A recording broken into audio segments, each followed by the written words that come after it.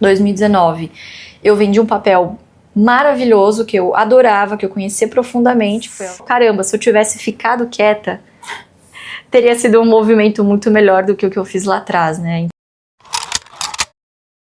E qual foi o teu maior erro como investidora até hoje? Olha, eu acho que assim, os erros que incorrem em perdas, eles são sempre mais dolorosos no momento, né? Porque você fica remoendo aquilo por um tempo, existe um certo exercício de humildade ali que você vai fazendo, poxa, errei, né? O que eu posso fazer para melhorar e não repeti-lo de novo?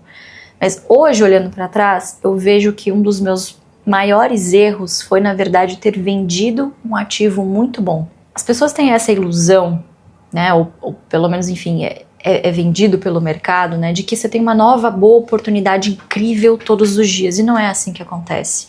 Empresas incríveis são geralmente aquelas mesmas que continuam nos surpreendendo ao longo do tempo. Então, um investimento que ninguém esperava, uma fusão, né, uma aquisição de uma nova empresa, enfim, ela vai... Que abre uma janela. Exatamente. Coisas que não estavam nos modelos matemáticos, né, que não são previsíveis ali a curto prazo, né, mas que obviamente fazem parte de um planejamento estratégico de longo prazo, né. Então, os administradores dessas empresas têm uma visão muito mais completa do ativo do que nós que estamos de fora naturalmente, né? Então, se você encontrou uma empresa de qualidade, que você tenha confiança em aportar, mesmo que os preços caiam, que esse é o ideal, continue nesse ativo. Não fique querendo vender, sabe, para ir para a próxima, vender para ir para a próxima.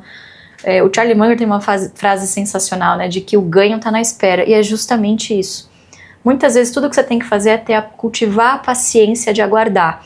Então hoje, olhando para trás, eu vejo ativos excelentes que eu paguei a preço de banana e eu vi uma rentabilidade de 50%, 100% e eu vendi. E foram ativos que continuaram subindo justamente porque são diferenciados em termos de qualidade, né? Então, dando um exemplo, lá atrás, um pouquinho... Realizou o lucro, mas depois poderia... Pois é, mas aí tudo que você perde de custo de oportunidade, né? Porque o retorno total ao acionista não é só o quanto a ação subiu, mas é o fluxo de dividendos e o juro composto que você abriu mão durante esse período, exatamente. Então, tudo é custo de oportunidade, né? Então, hoje eu vejo, por exemplo, lá atrás, 2019, eu vendi um papel maravilhoso que eu adorava, que eu conhecia profundamente, que foi a Unipar, para trocar por alguma outra coisa, porque eu via outras assimetrias, né?